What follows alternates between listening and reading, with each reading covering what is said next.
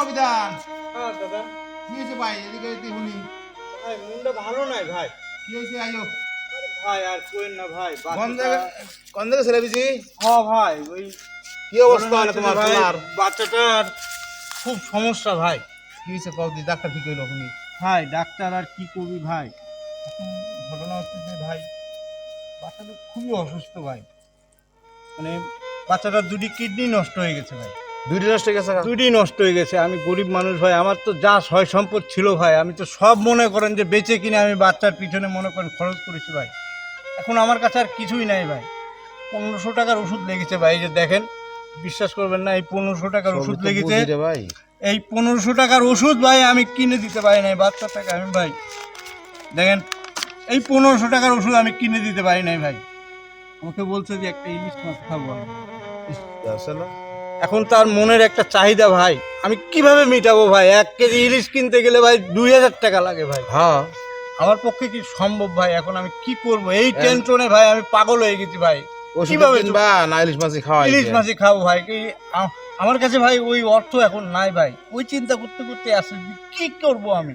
আমার কাছে তার কোনো সয় সম্পত্তি নাই ভাই। আমি যে তোমার একটু সাহায্য করো, আমার তো পরিস্থিতি খুব খারাপ, কাজ ভাই, কাম ঠিক মতো নয় না, বুঝছিস তো সব। আমরা গরিব হয়ে জন্ম নিয়ে এই হ্যাঁ। পৃথিবীতে ভাই অনেক ভুল করেছি ভাই। এই যে একটা পোলা আশা করছে, শখ করছে কি ইলিশ মাছ করবো খাইবা, ভাই বলেন?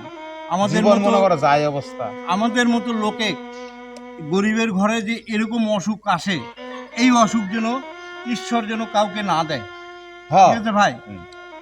এরই কথা হয় না। আমরা এই এই অসুখের কিভাবে কি ট্রিটমেন্ট করব? 2টা কিডনি কিনতে গেলে ভাই নিম্নে মনে করেন 20 লাখ টাকা লাগবে। আমার কাছে কি সম্ভব ভাই? সম্ভব না। আমি এই 1500 টাকার ওষুধই কিনতে পারি নাই ভাই। আমি 20 লাখ টাকা দিয়ে কিভাবে কিডনি কিনবো ভাই? সম্ভব কি? বিদেন্দা হ্যাঁ হ্যাঁ হ্যাঁ ভাই। তুমি যেটা লটারি টিকিট কাটছিলে না, হ্যাঁ ভাই। এই যে তুমি 40 লক্ষ টাকা পাইছো, এই যে দাও টিকিট। কি বলেন ভাই? আমি পত্রিকার লগে মিলাই দেখছি তোমার নাম্বার আর পত্রিকার নাম্বার এক। আচ্ছা ভাই। 40 লক্ষ টাকা পাইছো। তো তুমি টাকা দিয়ে তোমার ফলারে চিকিৎসা করাইবে, ফলারে সুস্থ করবা। ও ভাই, ঈশ্বর তোমার সহায় আছে। বাহ, শোনেন দা, ভালো হয়েছে। ঈশ্বর কিন্তু আমাকে ঠিক হ্যাঁ। দেখেন দাদা, আমি কিন্তু সৎ পথে আছি বলেই কিন্তু ঈশ্বর আমাকে এই দয়াটা করছে। দয়াটা কিন্তু করছে, সুস্থ আমি হয়েছে। ঈশ্বরের কাছে আরাধনা করতে, আমার ছেলেটাকে যেভাবেই হোক আমি যেন অসুস্থ থেকে সুস্থ করতে পারি আমি।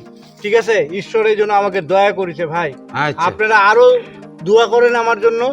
আর এবং এই পৃথিবীতে যত গরিব মানুষ আছে আমি তাদের জন্য দোয়া করতেছি, তাদের জন্য এরকম যেন কোনো কষ্ট না হয়, তারাও যেন কোনো ভাব দিয়ে কোনো কিছু দিয়ে, তাদের যদি অসুখ বিসুখ কোনো সন্তান যদি থাকে, তারা যেন আমার মতো যেন এরকম কিছু পায়, তারাও যেন খুশি হয়ে যায়, তাদের যেন সন্তানকে চিকিৎসা করাতে পারে।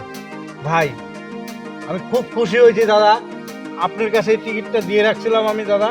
আমি তো মূর্খ মানুষ দাদা, এত বুঝি না, বুঝছেন? যাই হোক দাদা, খুব খুশি হয়েছি দাদা। আপনাকে কি বলে ধন্যবাদ দিব বলেন? আপনার ছেলে চিকিৎসা করে, ছেলে ভালো হবে। আচ্ছা দাদা, তাহলে আমি উঠি দাদা। হ্যাঁ, আমি বাসায় গেলাম তাহলে দাদা। হ্যাঁ, আচ্ছা দাদা, আমি খুশির সংবাদটা তাহলে বাড়িতে দিই দাদা। হ্যাঁ।